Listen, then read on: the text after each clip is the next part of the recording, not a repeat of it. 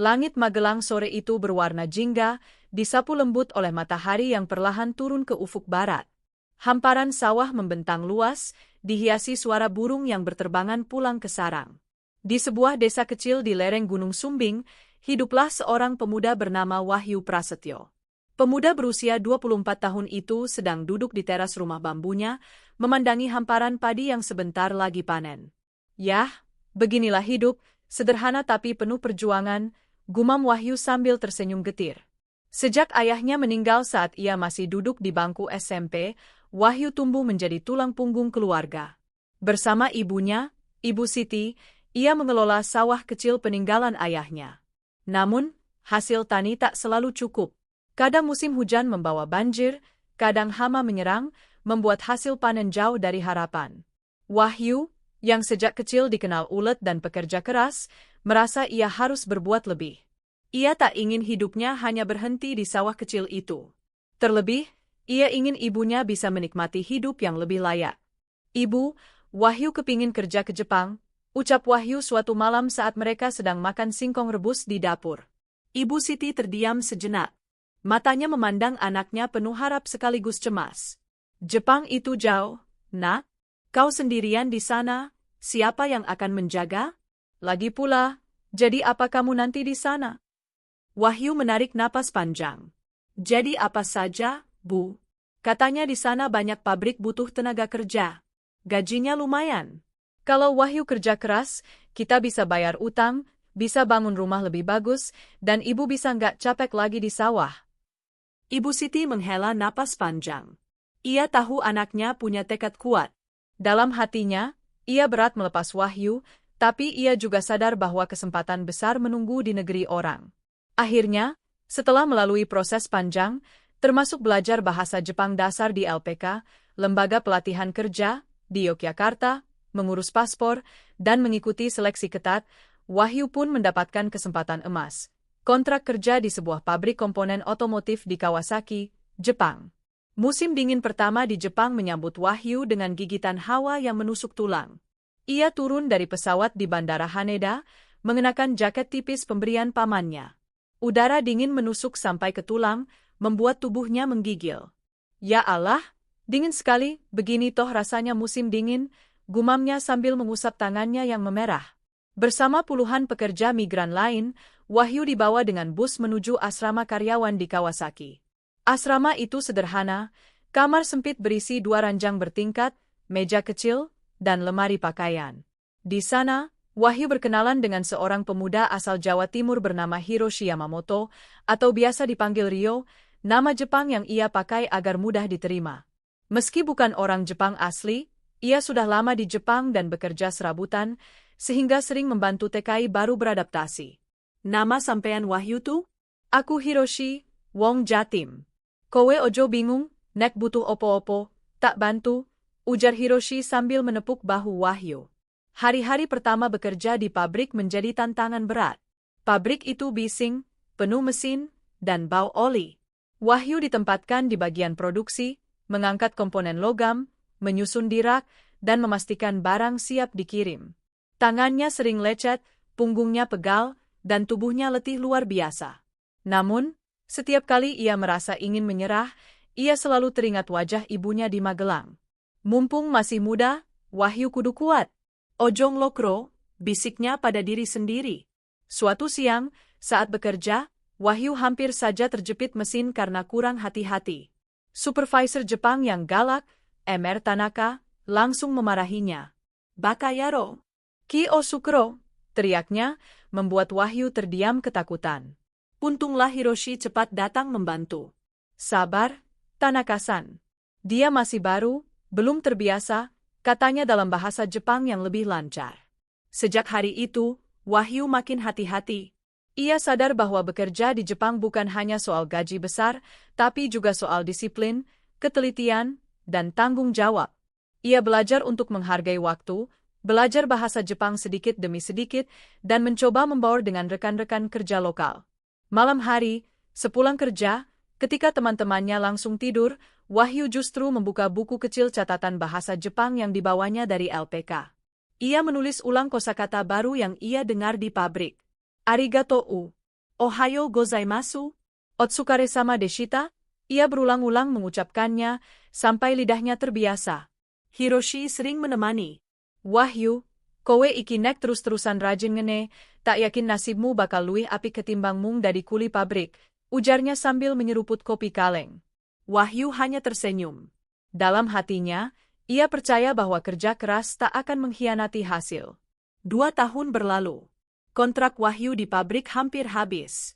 Tubuhnya mulai terasa lelah, tapi ia juga sudah cukup mengumpulkan tabungan. Suatu hari, Hiroshi memberi kabar bahwa ada lowongan di sebuah restoran Jepang di Shibuya, Tokyo. Bosnya namanya Kenji Takahashi, orangnya disiplin tapi adil. Aku kenal sama kokinya, katanya butuh pekerja rajin. Cocok buatmu, Yu. Wahyu berpikir keras. Pekerjaan di pabrik memang stabil, tapi beratnya luar biasa. Sedangkan di restoran, meski ia tak punya pengalaman besar, ia merasa tertantang.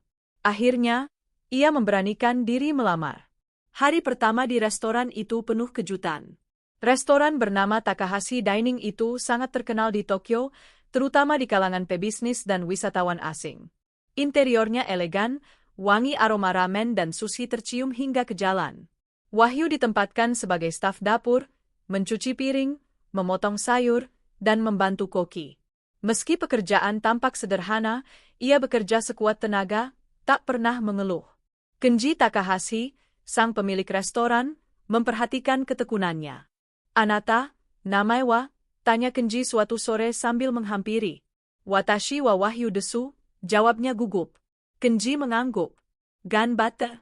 Ore wa kimi no shigoto weo miru.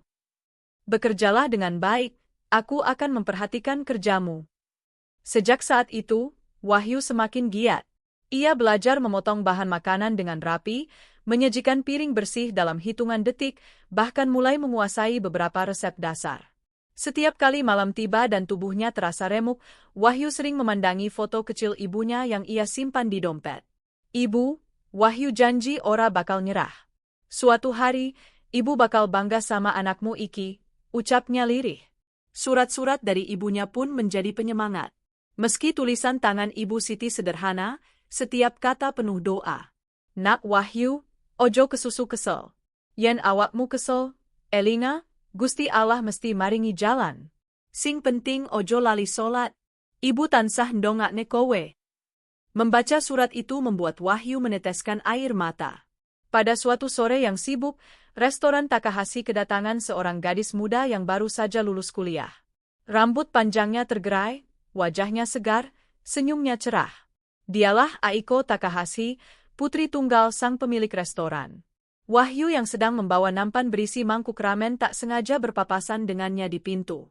Hampir saja ramen itu tumpah, namun dengan sigap Wahyu menahannya. Sumimasen, ucap Wahyu panik. Aiko menatapnya, lalu tersenyum. Daijoubu, hontou ni arigatou, katanya lembut. Saat itu Wahyu tak tahu bahwa pertemuan sederhana di restoran itu akan menjadi awal kisah cinta yang rumit, penuh rintangan, sekaligus indah. Hari-hari Wahyu di restoran Takahashi Dining berjalan semakin padat. Restoran itu terkenal karena kelezatan ramen spesial racikan keluarga Takahashi yang sudah turun-temurun. Wahyu, yang semula hanya menjadi staf dapur, lambat laun dipercaya mengurus banyak hal. Dari menyiapkan bahan, menjaga kebersihan, sampai membantu pelayanan ketika restoran penuh. Namun, sore itu ada hal berbeda. Setelah pertemuan singkat yang membuat ramen hampir tumpah, Wahyu kembali melihat gadis yang sama. Dia duduk di salah satu sudut restoran, mengenakan blus putih sederhana dengan rok biru tua. Wajahnya cantik, tapi yang lebih mencuri perhatian Wahyu adalah matanya yang penuh semangat. Gadis itu bukan pelanggan biasa. Dialah Aiko Takahashi, putri tunggal sang pemilik restoran. Baru saja lulus kuliah dari Universitas Tokyo, ia sering datang ke restoran ayahnya untuk belajar bisnis keluarga. Siang itu restoran sedang ramai. Wahyu mondar-mandir membawa nampan, menyajikan ramen, dan membersihkan meja. Saat ia lewat di dekat meja Aiko, gadis itu memanggilnya.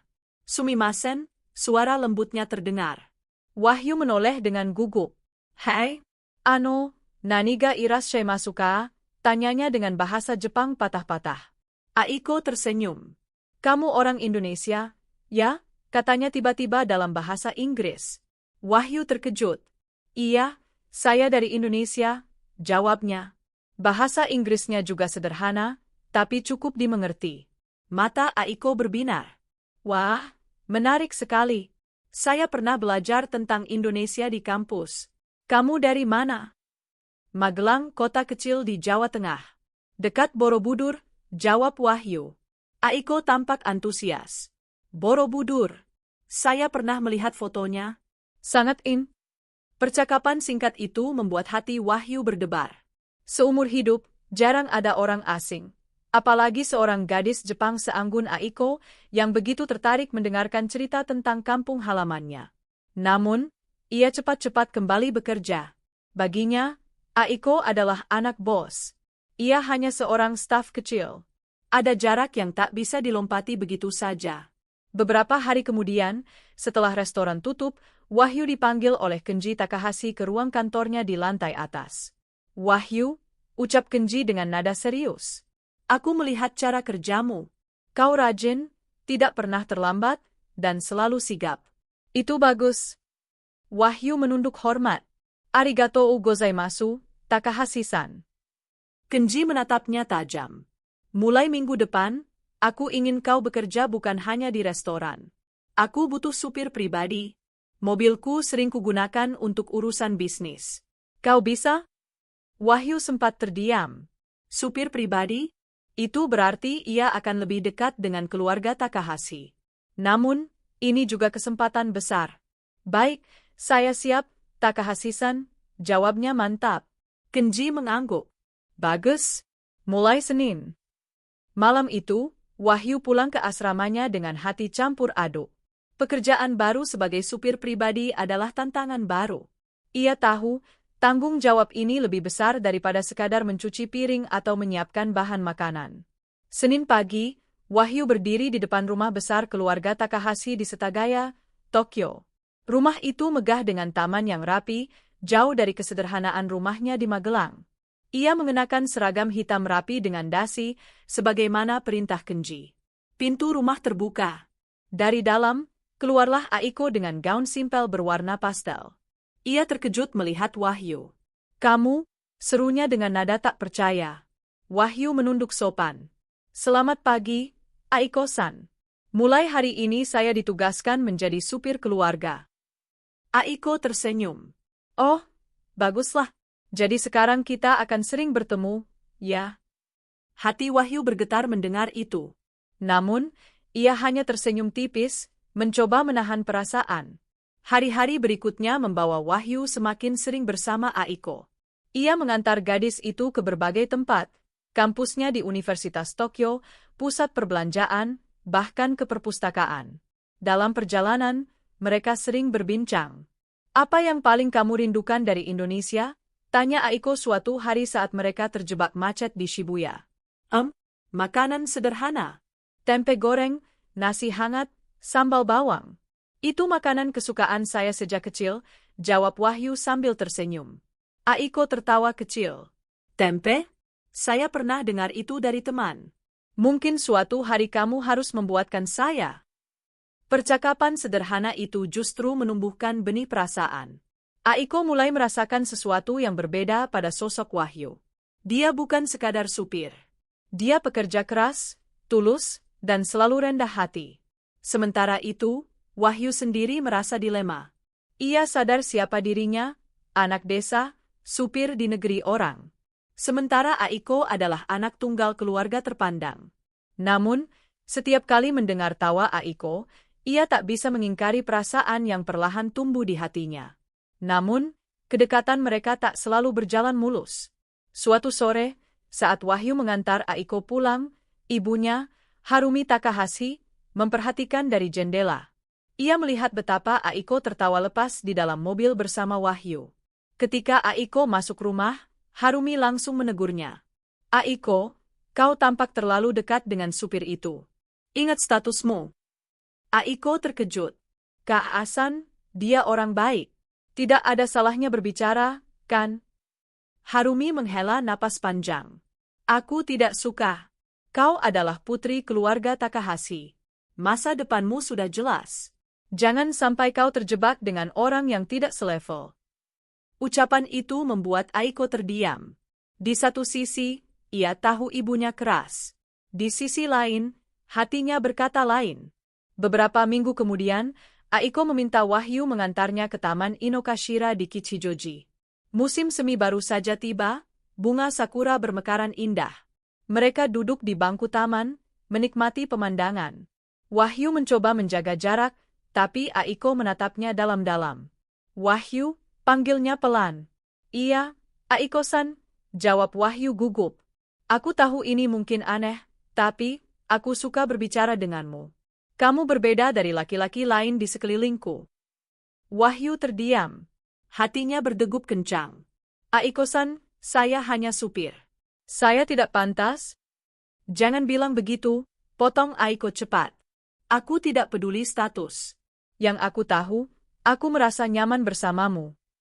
Ucapan itu membuat Wahyu tak bisa tidur semalaman. Ia merasa bahagia, tapi juga takut. Bagaimana jika hubungan ini diketahui Harumi? Bagaimana jika Kenji menolaknya? Bagaimana pula dengan ibunya di Magelang?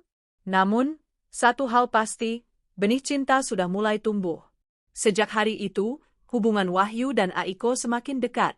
Mereka sering berbincang dalam perjalanan, saling berbagi cerita, bahkan saling tertawa bersama.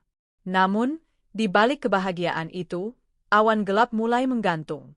Harumi semakin curiga. Ia bahkan mulai membicarakan rencana perjodohan Aiko dengan seorang pria kaya, Ryohei Nakamura. Dan di sisi lain, Wahyu mulai merasa berada di persimpangan. Ia tahu bahwa melanjutkan kedekatan dengan Aiko berarti siap menghadapi badai besar. Tapi, entah mengapa, hatinya tak sanggup melepaskan.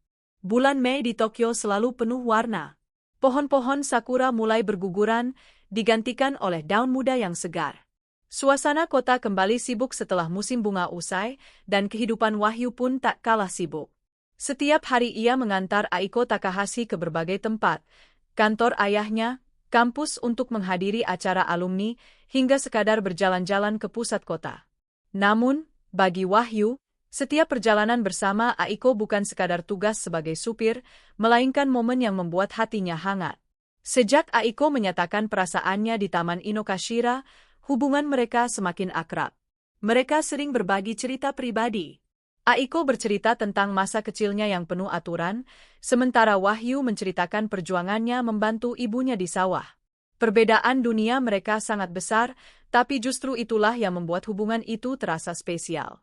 Namun, benih cinta itu tidak tumbuh tanpa bayangan. Harumi Takahashi, ibu Aiko, mulai menunjukkan ketidaksukaannya secara terang-terangan. Suatu malam, keluarga Takahashi makan malam bersama. Harumi menatap Aiko yang tampak lebih ceria dari biasanya. Aiko, katanya pelan namun tegas. Kau tampak sering keluar belakangan ini. Dengan siapa? Aiko meletakkan sumpitnya. Dengan teman dan kadang dengan Wahyu-san. Nama itu membuat Harumi langsung menegang. Supir itu lagi, tanyanya tajam. Kenji yang duduk di ujung meja menoleh. Apa masalahnya, Harumi? Dia hanya supir. Bukankah wajar jika ia menemani Aiko? Harumi menghela napas. Masalahnya, aku lihat mereka terlalu dekat. Aku tidak mau putri kita jatuh cinta pada orang yang tidak selevel. Aiko meremas ujung roknya. Kak Asan, tolong jangan bicara begitu. Wahyu orang baik. Dia pekerja keras, jujur, dan...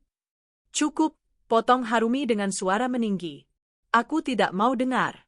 Kau anak keluarga Takahashi. Masa depanmu sudah jelas. Aku sudah menyiapkan seseorang yang pantas untukmu. Beberapa hari kemudian, Harumi mengatur makan malam dengan seorang pria muda bernama Ryohei Nakamura. Ryohei berusia 28 tahun, tampan dengan jas rapi, lulusan universitas bergengsi di Amerika, dan putra pengusaha properti terkenal. Saat pertama kali bertemu, Aiko sudah merasa tidak nyaman. Senyumnya terlihat angkuh, cara bicaranya penuh rasa superior. Senang bertemu denganmu, Aiko-san, ucapnya sambil menjabat tangan Aiko. Aku dengar kau baru lulus. Hebat sekali. Aku pikir, Dengan latar belakang kita yang sama-sama kuat, kita bisa menjadi pasangan sempurna. Aiko hanya tersenyum kaku. Di hatinya, ia membandingkan Ryohei dengan Wahyu. Meski Wahyu hanyalah supir, ia selalu tulus dan tidak pernah meremehkan siapapun. Sementara Ryohei, meski kaya raya, membuatnya merasa seperti sekadar barang yang ingin dimiliki. Setelah makan malam itu, Harumi berbicara pada Aiko di kamar. Bagaimana? Ryohei pria yang baik, bukan? Keluarganya terhormat, kaya raya, dan bisa menjamin masa depanmu. Aiko menggeleng pelan. Aku tidak mencintainya, Kak Asan. Harumi menatap tajam. Cinta bisa tumbuh seiring waktu. Tapi menikah dengan supir? Itu aib. Aku tidak akan mengizinkannya. Sementara itu, Wahyu pun merasakan perubahan suasana. Ia mulai menyadari tatapan tajam Harumi setiap kali ia berada di rumah itu. Bahkan, suatu sore, Harumi memanggilnya secara khusus. Wahyu, ucap Harumi dingin. Aku tahu apa yang terjadi. Aku tahu kau dekat dengan Aiko. Wahyu terdiam, menundukkan kepala. Saya hanya menjalankan tugas, Nyonya. Jangan bohong. Aku lihat cara Aiko menatapmu. Aku tidak akan membiarkan ini berlanjut. Kau harus menjauh darinya. Kata-kata itu menusuk hati Wahyu. Namun, ia tetap sopan. Saya mengerti, Nyonya. Tapi dalam hatinya, ia bergejolak.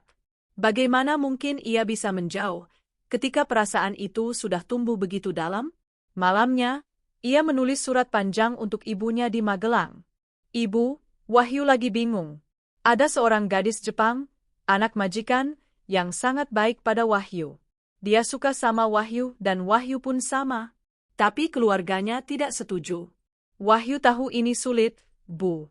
Tapi apa salah kalau Wahyu ingin berjuang? Surat itu ia kirim dengan hati berat. Ia tahu jawaban ibunya bisa menentukan langkah berikutnya.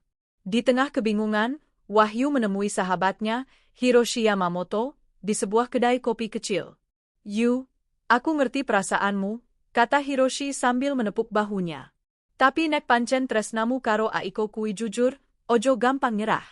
Wong Jepang itu keras, apalagi keluargane sugih. Tapi kowe kudu buktekke nek awakmu pantes. Wahyu menghela napas.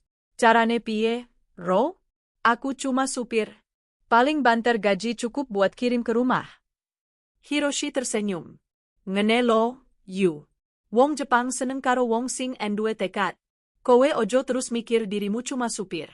Sopo ngerti, besok kowe yaso dadi luwih. Kata-kata itu menyalakan semangat Wahyu kembali. Ia sadar, jika ingin bersama Aiko, ia harus membuktikan diri. Ia harus lebih dari sekadar supir. Malam itu, setelah mengantar Aiko pulang dari universitas, Wahyu memberanikan diri untuk berbicara jujur. Aiko-san, suaranya bergetar. Aiko menoleh. Ya, Wahyu? Saya tahu hubungan kita tidak mudah. Ibu Anda tidak suka saya. Mungkin saya tidak pantas? Jangan bilang begitu, potong Aiko cepat. Kamu pantas. Aku tidak peduli apa kata orang. Aku percaya sama kamu. Wahyu menatap matanya, merasakan keyakinan yang tulus. Kalau begitu, izinkan saya berjuang. Saya tidak tahu bagaimana caranya, tapi saya janji, saya akan buktikan kalau saya bisa. Aiko menggenggam tangannya erat. Aku akan menunggumu. Seminggu kemudian, surat balasan dari ibunya tiba. Tulisan tangan sederhana itu membuat Wahyu terharu. Nak Wahyu, ibu ngerti perasaanmu. Nek pancen kowe tresna karo cakui, ojo gampang nyerah. Nanging elinga, ojo nganti kowe ngelalekke asalmu. Tresna butuh perjuangan, nanging kudu nganggo akal sehat. Yen pancen kowe serius, buktekke nek awakmu iaso ngangkat derajate. Ibu bakal ndongake. Surat itu menjadi cahaya bagi Wahyu. Ia merasa mendapat restu, meski ibunya masih ragu. Sejak saat itu, Wahyu mulai berpikir lebih besar. Ia tak hanya ingin menjadi supir pribadi, ia ingin berkembang. Ia mulai belajar bisnis kecil-kecilan, memanfaatkan waktunya membaca buku tentang manajemen dan bisnis di perpustakaan. Kenji Takahashi, yang diam-diam memperhatikan, mulai terkesan. Ia melihat bahwa Wahyu berbeda dari kebanyakan pekerja. Namun, Harumi semakin menentang. Ia bahkan mempercepat rencana perjodohan Aiko dengan Ryohei. Disinilah, jalan Wahyu semakin berat. Antara cinta yang tulus dan dinding tebal status sosial, ia harus memilih, menyerah, atau berjuang hingga akhir. Dan bagi Wahyu, jawabannya jelas. Ia akan berjuang.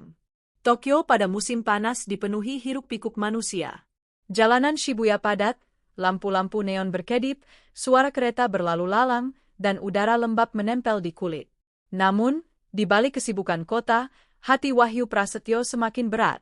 Cintanya dengan Aiko Takahashi yang kian dalam kini seperti berada di tepi jurang. Harumi Takahashi, ibu Ariko, semakin terang-terangan menentang hubungan mereka. Bukan hanya menolak, Harumi juga mulai mengatur rencana pernikahan Aiko dengan Ryohei Nakamura, pewaris keluarga kaya yang berpengaruh. Sore itu, setelah Wahyu mengantar Aiko pulang, Harumi memanggilnya masuk ke ruang tamu. Wajahnya dingin, tatapannya menusuk. "Wahyu," ucapnya tegas, "aku sudah memberimu peringatan. Tapi kau masih berani mendekati putriku. Apa kau tidak tahu malu?" Wahyu menunduk dalam. "Saya hanya menjalankan tugas, Nyonya." "Berhenti berbohong. Aku tidak buta. Aku lihat bagaimana Aiko menatapmu. Kau pikir aku akan membiarkan supir biasa merebut masa depan putriku?" Harumi berdiri, suaranya meninggi. "Mulai hari ini, aku larang kau berbicara dengan Aiko kecuali urusan pekerjaan. Jika kau berani melanggar, kau akan kuhentikan dari pekerjaanku." Kata-kata itu membuat dada Wahyu sesak. Namun, ia hanya menjawab lirih, "Baik, Nyonya." Ketika ia keluar rumah malam itu, wajah Aiko tampak cemas dari balik jendela.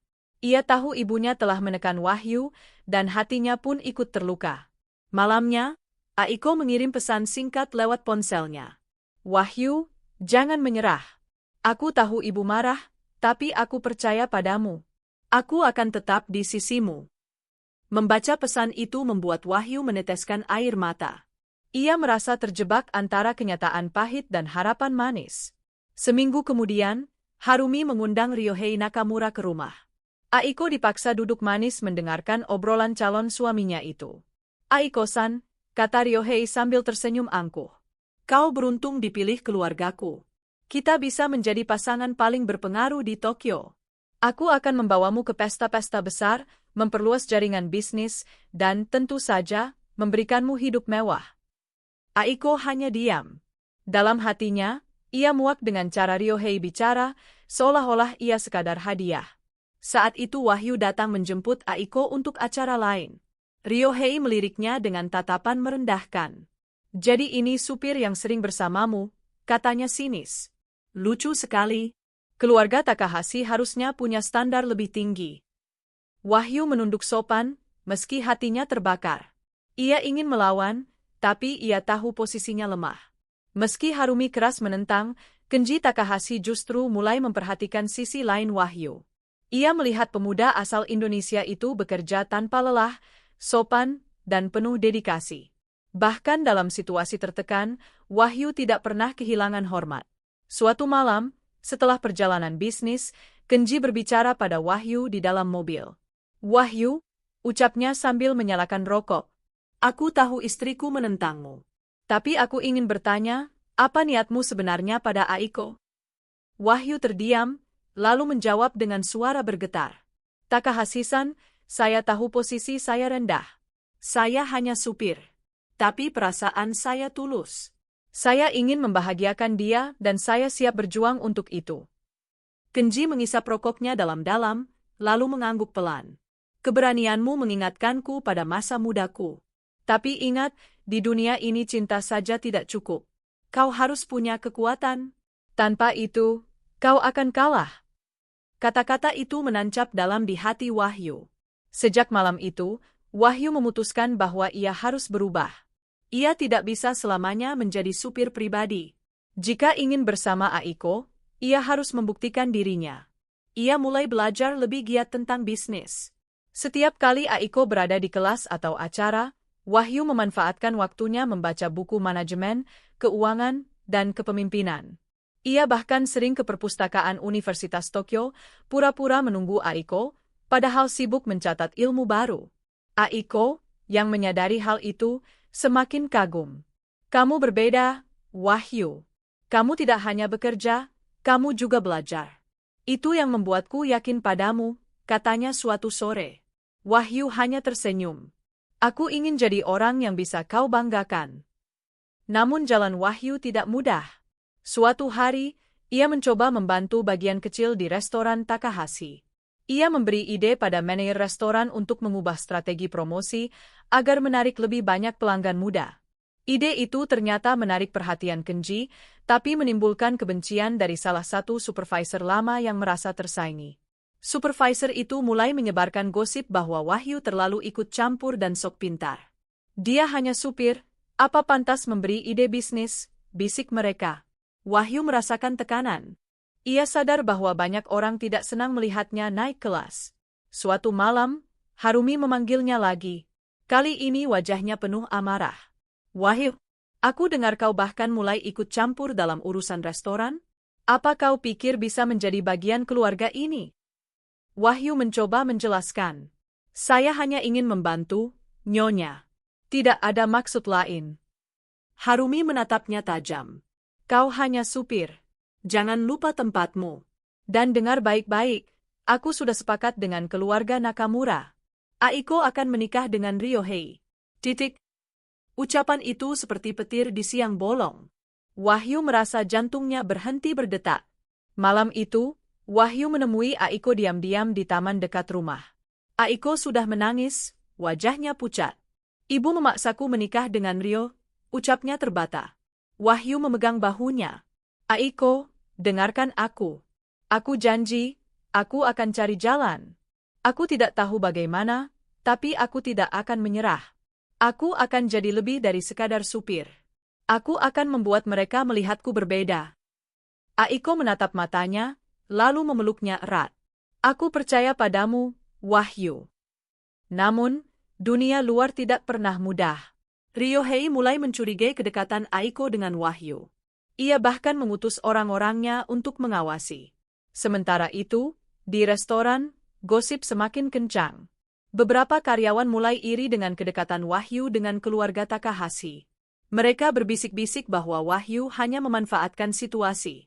Tekanan dari segala sisi membuat Wahyu hampir goyah. Namun setiap kali ia ingin menyerah, ia mengingat wajah ibunya di Magelang dan doa yang selalu ditulisnya di surat. Sing penting ojo nyerah, nak. Kata-kata itu membuatnya berdiri tegak. Suatu malam, Kenji kembali berbicara padanya setelah perjalanan bisnis. Wahyu, katanya pelan. Aku bisa lihat semangatmu. Jika kau benar-benar ingin membuktikan dirimu, aku akan memberimu kesempatan. Tapi ingat, kesempatan hanya datang sekali. Wahyu menatapnya penuh harap. Kesempatan apa, Takahashi-san? Kenji menghembuskan asap rokok. Aku butuh orang yang bisa mengurus cabang baru restoranku. Itu proyek kecil, tapi penting. Jika kau berhasil, kau bisa naik.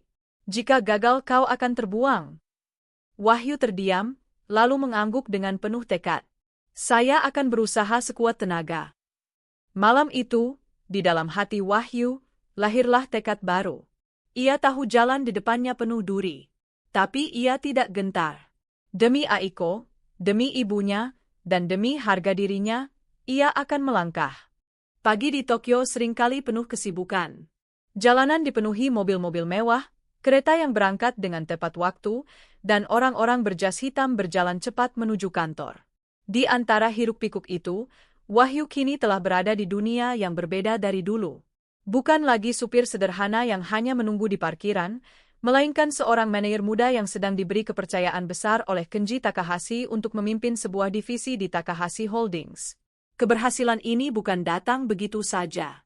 Setelah melalui ujian bertubi-tubi, kerja keras tanpa lelah, dan tekad yang tak pernah surut, Wahyu kini menapaki jalan yang semakin dekat dengan impiannya. Tapi, seperti yang sering terjadi dalam kehidupan, semakin tinggi seseorang berdiri, semakin kencang pula angin yang berusaha menjatuhkannya.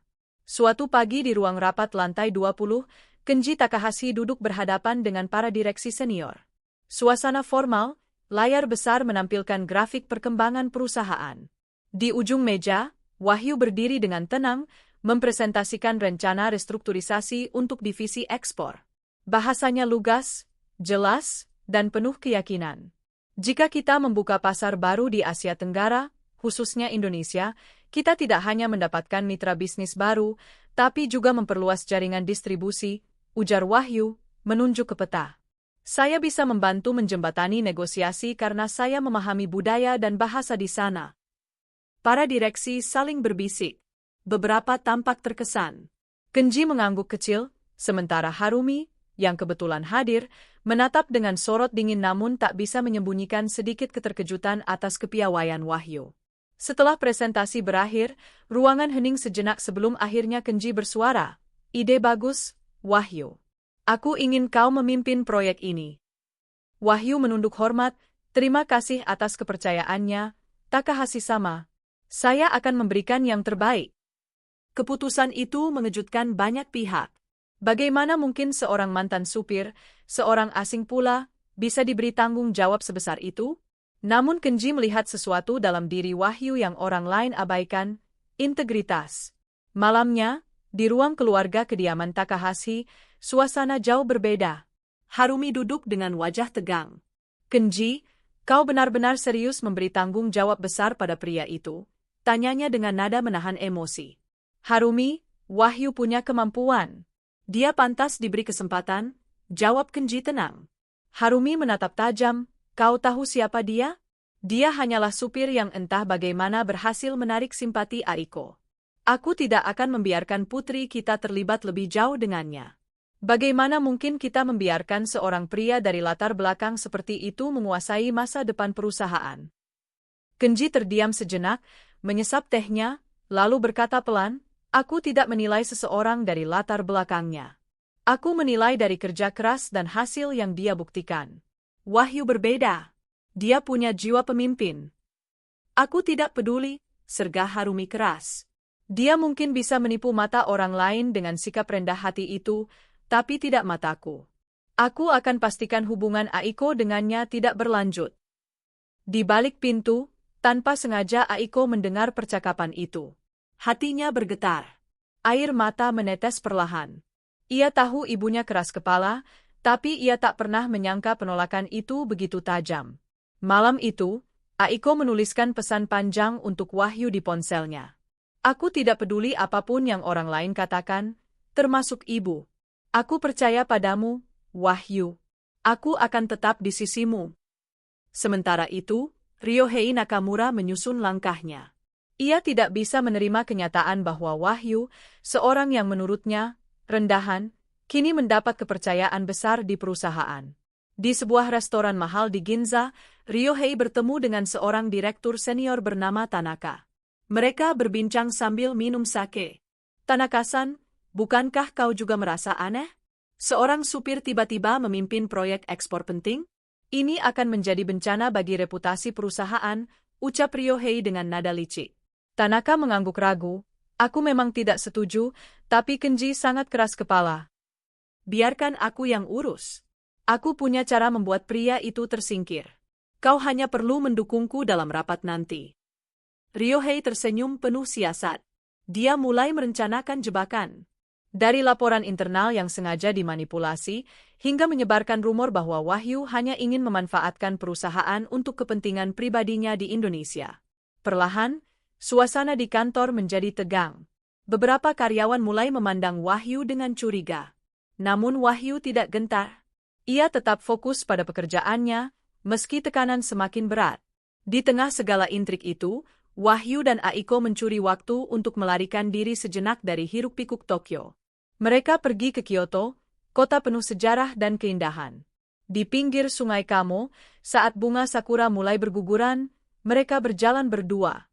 Aiko menggenggam tangan Wahyu erat. Wahyu, apakah kau tidak lelah menghadapi semua ini? Aku takut kau menyerah, ucap Aiko lirih. Wahyu menatapnya lembut, Aiko, aku sudah terbiasa menghadapi hidup yang keras sejak di Magelang. Aku tidak akan menyerah hanya karena tekanan ini. Selama kau ada di sisiku, aku bisa menghadapi apapun. Aiko tersenyum, air matanya berlinang. Untuk pertama kalinya, ia merasa benar-benar yakin bahwa cinta mereka bukan sekadar perasaan sesaat, melainkan tekad yang saling menguatkan. Di bawah pohon sakura, mereka berpelukan erat, seakan ingin membekukan waktu. Kembali ke Tokyo, rapat besar digelar. Ryohei melancarkan serangan dengan bukti-bukti yang ia putarbalikkan. Direktur-direktur sekalian, bukankah aneh seorang asing yang baru masuk ke perusahaan ini diberi kepercayaan besar? Lihat laporan ini, indikasi adanya penyalahgunaan data untuk kepentingan pribadi, seru Ryohei. Ruangan mendadak gaduh. Semua mata tertuju pada Wahyu. Dengan tenang, Wahyu berdiri. Izinkan saya menjelaskan. Ia memaparkan data asli yang ia simpan, menunjukkan bukti-bukti bahwa laporan Ryohei adalah manipulasi. Ia bahkan menampilkan korespondensi email yang membuktikan rencana busuk Ryohei. Semua terdiam. Wajah Ryohei memerah, rahangnya mengeras. Kenji akhirnya bersuara, "Ryoi, cukup. Kau sudah mempermalukan dirimu sendiri. Mulai hari ini, kau tidak lagi bagian dari perusahaan ini." Ryohei terdiam, lalu bangkit dengan tatapan penuh dendam pada Wahyu. "Kau pikir ini sudah berakhir? Kau akan menyesal," serunya sebelum pergi. Suasana kembali hening. Wahyu menunduk hormat, meski hatinya bergetar hebat. Ia tahu ini baru permulaan. Malam itu, Aiko menunggu Wahyu di luar kantor. Begitu Wahyu keluar, ia langsung berlari memeluknya. "Aku bangga padamu, Wahyu. Kau membuktikan kalau semua tuduhan itu salah." Wahyu tersenyum, meski matanya lelah. "Aku tidak bisa melakukan ini tanpa kau. Terima kasih sudah percaya padaku." Di bawah cahaya lampu jalan Tokyo, mereka berdua berjanji untuk terus bersama. Meski jalan masih panjang, mereka yakin cinta yang mereka miliki akan membawa mereka pada kebahagiaan yang selama ini mereka impikan. Hujan turun deras membasahi jalanan Shibuya malam itu. Lampu-lampu neon yang biasanya gemerlap kini tampak buram karena tirai air yang terus mengguyur. Orang-orang berjalan tergesa dengan payung warna-warni, sebagian memilih berteduh di bawah jembatan atau di depan toko-toko yang masih buka. Di sebuah kafe kecil di sudut jalan, Wahyu dan Aiko duduk berhadapan, wajah mereka penuh keseriusan. Sejak Wahyu meninggalkan pekerjaan sebagai supir pribadi di keluarga Takahashi, kehidupan keduanya berubah drastis. Hubungan mereka bukan hanya diuji jarak, tetapi juga keberanian untuk tetap berdiri meski badai datang bertubi-tubi. Harumi, ibu Aiko, sama sekali tidak menunjukkan tanda-tanda akan mengalah. Bahkan kini ia semakin keras, terang-terangan menjodohkan Aiko dengan Ryohei Nakamura. Namun Aiko tetap bersikeras. Hatinya telah memilih Wahyu, pria sederhana asal Magelang yang telah membuktikan bahwa cinta bukan hanya kata-kata manis, tetapi juga perjuangan nyata. "Aku tidak ingin kau menyerah, Wahyu," ucap Aiko dengan suara bergetar, tangannya menggenggam erat jemari Wahyu di atas meja. "Aku tahu semuanya terasa berat. Ibu, dia tidak akan mudah luluh. Tapi aku juga tidak akan mundur." Wahyu menatap mata Aiko, matanya yang bening seolah membawa harapan. "Aku tak akan menyerah, Aiko. Meskipun rasanya dunia menutup semua pintu, aku akan mencari jalan lain. Aku ingin bisa berdiri di hadapan keluargamu tanpa merasa rendah, tanpa membuatmu harus memilih antara aku atau keluargamu." Aiko tersenyum samar, meski di matanya ada air yang tertahan. "Itu sebabnya aku mencintaimu. Karena kau selalu berjuang, selalu berusaha. Tapi Wahyu, jangan hanya untuk membuktikan sesuatu pada ibuku. Aku ingin kau melakukannya juga untuk dirimu sendiri." Ucapan itu menampar Wahyu dengan lembut. Selama ini, memang ada dorongan kuat dalam dirinya untuk membuktikan kepada Harumi bahwa ia layak. Tapi kini ia sadar, perjuangan ini juga tentang harga dirinya sebagai seorang pria yang ingin memimpin hidupnya sendiri. "Aku mengerti, Aiko. Mulai sekarang, aku akan berjuang bukan hanya karena cintaku padamu, tapi juga karena aku ingin menjadi seseorang yang pantas berdiri di sampingmu," jawab Wahyu, suaranya mantap. Hujan di luar semakin deras, seolah ikut menjadi saksi janji mereka malam itu. Beberapa minggu setelah percakapan itu, sebuah kabar datang. Kenji Takahashi, ayah Aiko, diam-diam masih memperhatikan perkembangan Wahyu meski ia sudah tidak lagi bekerja sebagai supir pribadi. Kenji kagum pada ketekunan Wahyu yang kini bekerja di sebuah perusahaan logistik kecil di Tokyo. Dari bawah, Wahyu belajar manajemen, mengenal seluk-beluk bisnis, bahkan kadang ikut turun tangan mengurus gudang. Suatu malam, Kenji mengundangnya bertemu di sebuah restoran sushi langganan mereka dulu. "Wahyu," ucap Kenji setelah menyantap potongan sashimi, "aku melihat semangatmu. Kau tidak berhenti setelah meninggalkan rumahku. Justru kau semakin maju. Itu yang membuatku menghargaimu." Wahyu menunduk hormat. "Terima kasih, Pak Kenji. Saya hanya melakukan apa yang bisa saya lakukan. Hidup di negeri orang tidak mudah, tapi saya percaya kerja keras tidak pernah mengkhianati." Kenji tersenyum. "Itulah sebabnya aku ingin memberimu kesempatan. Perusahaanku, Takahashi Holdings, sedang mengembangkan divisi baru. Aku butuh orang yang bisa memimpin dengan hati, bukan hanya dengan angka. Aku ingin kau masuk ke sana. Mulailah dari bawah, tapi aku percaya kau bisa naik. Anggap ini ujian, Wahyu." Mata Wahyu berkaca-kaca. Ia tahu, ini bukan sekadar tawaran pekerjaan. Ini adalah pintu yang mungkin bisa membawanya menuju masa depan yang lebih layak, dan mungkin juga masa depan bersama Aiko. Namun kabar itu sampai juga ke telinga Harumi. Ia marah besar. "Kenji, apa kau sudah gila?" Suaranya melengking saat mereka bertengkar di ruang keluarga. "Kau memasukkan supir itu ke dalam perusahaan kita? Kau ingin anak kita benar-benar bersama dia?" Kenji tetap tenang. "Harumi, kau harus melihat dengan mata hati. Wahyu bukan lagi hanya seorang supir. Dia punya tekad yang tidak dimiliki banyak pria dari keluarga kaya sekalipun. Aku ingin memberinya kesempatan. Jika dia gagal, maka dia akan jatuh dengan sendirinya. Tapi jika dia berhasil, tidakkah itu berarti dia memang layak?" Harumi menatap suaminya dengan sorot penuh amarah. "Kau lupa siapa kita? Keluarga Takahashi bukan keluarga sembarangan. Bagaimana mungkin kita menurunkan martabat dengan menerima pria biasa seperti dia?" Kenji tidak menjawab, hanya menatap istrinya dengan tatapan yang sulit diartikan. Dalam hati, ia tahu pertarungan batin ini tidak akan mudah. Hari-hari Wahyu di Takahashi Holdings dimulai dengan kerja keras yang tak pernah surut.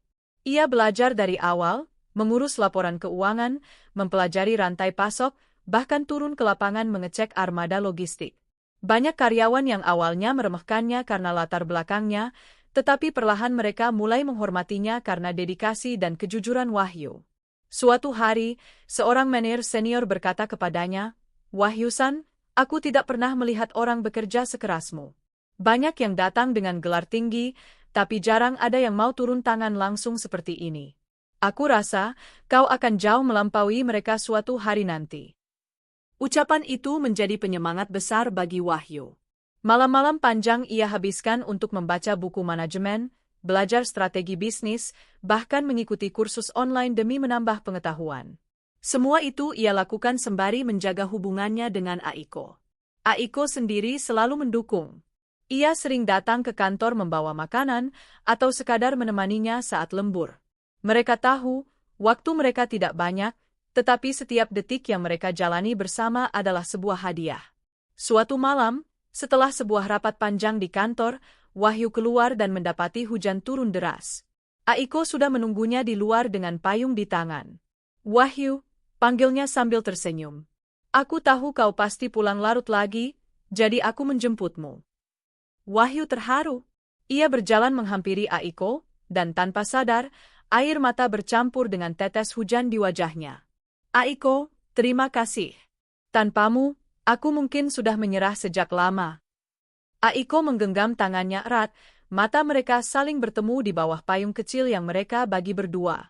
"Jangan pernah ucapkan itu. Kita sudah sejauh ini. Aku akan bersamamu, apapun yang terjadi." Wahyu mengangguk.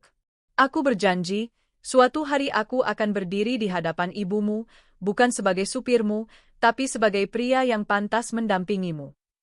Hujan malam itu seolah menjadi saksi janji suci mereka. Janji yang akan membawa keduanya ke babak akhir perjuangan. Malam itu, di bawah deras hujan Tokyo, Wahyu dan Aiko menguatkan janji mereka. Cinta yang mereka pegang bukan lagi sekadar perasaan, melainkan sebuah tekad yang ditempa oleh waktu, air mata, dan perjuangan. Namun, di balik semua itu, badai yang lebih besar sudah menunggu. Harumi tidak akan tinggal diam. Ryohei Nakamura pun masih mengintai dengan niat liciknya. Perjalanan Wahyu belum berakhir, tapi ia tahu, ia kini sudah berada di jalur yang benar. Tokyo pada musim semi selalu menghadirkan suasana yang magis.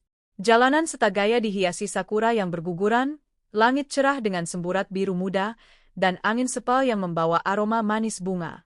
Namun bagi Wahyu, meski indah, musim semi ini terasa penuh tantangan. Ia baru saja melewati titik paling berat dalam hidupnya, perjuangan panjang melawan keraguan keluarga Takahashi, tekanan sosial, serta cobaan dalam pekerjaannya. Kini, langkah Wahyu berada di persimpangan terakhir. Apakah cintanya pada Aiko akan diterima sepenuhnya oleh keluarga Takahashi? Ataukah segala yang ia perjuangkan akan sia-sia? Hari itu, Wahyu mengenakan setelan jas hitam sederhana, dasi biru tua yang rapi, dan sepatu kulit mengkilap. Di wajahnya terpancar kegugupan, tapi juga tekad yang bulat. Hari ini, ia tidak lagi berdiri sebagai seorang supir pribadi, melainkan sebagai direktur baru di Takahashi Holdings. Kenji Takahashi, yang dulu hanya melihatnya sebagai pekerja keras, kini menaruh penuh kepercayaan padanya. Wahyu, aku sudah tua, kata Kenji beberapa hari sebelumnya. Aku butuh seseorang yang bisa membawa perusahaan ini dengan hati, bukan hanya otak. Kau punya itu. Jangan sia-siakan kesempatan ini. Dan kini, kesempatan itu benar-benar ada di depan matanya. Namun, sebelum rapat direksi pertamanya, Wahyu menerima undangan makan malam resmi di rumah keluarga Takahashi. Kali ini, berbeda dari biasanya. Harumi Takahashi, yang selalu menentangnya, akhirnya ingin bicara. Di meja makan malam yang besar dengan lilin menyala, Harumi duduk anggun dengan kimono berwarna lavender. Aiko berada di sampingnya, sementara Kenji duduk di ujung meja, tampak lebih tenang dari biasanya. Wahyu, suara Harumi terdengar dingin tapi jelas. Aku melihatmu bukan lagi seperti dulu. Kau bukan lagi supir. Kau telah membuktikan kerja kerasmu. Tapi aku masih khawatir. Bagaimana kau bisa menjamin kebahagiaan anakku? Pertanyaan itu membuat ruangan seakan berhenti bernafas. Wahyu menatap Harumi dengan hormat, lalu menjawab dengan suara penuh keyakinan. Madam Harumi, ucapnya pelan tapi tegas, aku mungkin bukan pria kaya sejak lahir. Aku datang ke Jepang hanya dengan mimpi dan kerja keras. Tapi satu hal yang tidak pernah berubah dalam diriku adalah kesungguhanku. Aku mencintai Aiko, bukan karena siapa dia, tapi karena hatinya. Dan aku berjanji, seumur hidupku, aku akan menjaganya, mendukungnya, dan membahagiakannya. Harumi menatapnya dalam diam. Ada ketegangan, tapi juga sedikit keraguan yang mulai luluh. Aiko menggenggam tangan ibunya, memohon tanpa kata. Kenji tersenyum samar, lalu berkata, Harumi, kau tahu, aku juga dulu hanyalah anak nelayan sebelum aku membangun restoran pertamaku. Kalau aku tidak diberi kesempatan, mungkin aku tidak akan berada di sini. Air mata perlahan membasahi mata Aiko. Ia menatap ibunya dengan penuh harap. Oka-san, izinkan aku bahagia dengan pilihanku. Harumi akhirnya menarik napas panjang, menutup matanya sejenak, lalu berkata, kalau itu memang jalan kalian, aku tidak akan menghalangi lagi. Ruangan itu langsung dipenuhi kelegaan. Aiko memeluk ibunya, Wahyu membungkuk dalam-dalam sebagai tanda hormat, sementara Kenji tersenyum penuh kebanggaan. Beberapa bulan kemudian, kabar besar mengguncang kalangan bisnis dan sosial Tokyo. Aiko Takahashi, putri tunggal keluarga Takahashi, akan menikah dengan Wahyu Prasetyo, seorang pria asal Indonesia. Banyak yang terkejut. Sebagian meremehkan, sebagian iri, namun banyak pula yang kagum. Kisah cinta mereka menjadi buah bibir di media, bahkan muncul di beberapa majalah bisnis. Hari pernikahan berlangsung di sebuah taman tradisional Jepang di Kyoto. Sakura bermekaran sempurna, langit biru cerah tanpa awan. Wahyu mengenakan jas hitam elegan, sementara Aiko tampil memukau dengan gaun putih sederhana namun anggun. Di samping altar kayu bergaya Shinto, Kenji berdiri sebagai saksi, sementara Harumi, meski masih menyimpan sisa kekhawatiran, tampak tersenyum tulus untuk pertama kalinya. Saat Wahyu mengucapkan janji pernikahan dalam bahasa Jepang dengan suara bergetar, para tamu terdiam. Aiko Takahashi, ucapnya, aku berjanji, dalam suka maupun duka, dalam tawa maupun air mata, aku akan selalu di sisimu. Kau bukan hanya cintaku, tapi juga alasan aku berjuang. Aiko membalas dengan suara lembut namun penuh keyakinan, Wahyu Prasetyo, aku memilihmu bukan karena siapa kau di mata orang lain, tapi karena hatimu yang tulus. Aku akan berjalan bersamamu selamanya. Saat cincin melingkar di jari mereka, bunga sakura jatuh berhamburan, seakan alam pun merestui. Semua tamu berdiri memberikan tepuk tangan, dan Hiroshi, sahabat lama Wahyu, bahkan tak bisa menahan air matanya. Setelah pernikahan, Wahyu dan Aiko menjalani kehidupan baru mereka. Wahyu semakin mantap memimpin di Takahashi Holdings, membawa perusahaan itu menembus pasar Asia Tenggara dengan jaringan bisnis yang kuat. Aiko mendampinginya dengan penuh cinta. Ia menggunakan ilmunya untuk mengembangkan divisi baru, menjadikan mereka pasangan yang bukan hanya kuat dalam cinta, tapi juga dalam bisnis. Mereka sering berkunjung ke Magelang, menemui Ibu Siti yang akhirnya tersenyum lega melihat anaknya bahagia. Nak, kata Ibu Siti sambil menggenggam tangan Wahyu, kau sudah membuktikan bahwa kerja keras dan ketulusan bisa mengalahkan segalanya. Aiko pun belajar bahasa Jawa sedikit demi sedikit, mencoba dekat dengan keluarga Wahyu. Di setiap kunjungan, senyum bahagia mereka semakin menguatkan bahwa perbedaan budaya bukanlah penghalang. Beberapa tahun kemudian, di halaman rumah besar mereka di Tokyo, Wahyu duduk di bangku kayu sambil memangku seorang bayi mungil, anak pertama mereka. Aiko duduk di sampingnya, menyandarkan kepala di bahunya, sementara Sakura kembali bermekaran. Aku tidak pernah membayangkan hidupku akan sejauh ini, bisik Wahyu. Aiko tersenyum hangat. Itu karena kau tidak pernah menyerah. Kau percaya pada cinta kita. Mata Wahyu berkaca-kaca. Ia menatap langit biru Tokyo, seolah berbicara pada dirinya yang dulu, seorang pemuda sederhana dari Magelang yang bermimpi. Kini, mimpinya sudah menjadi kenyataan.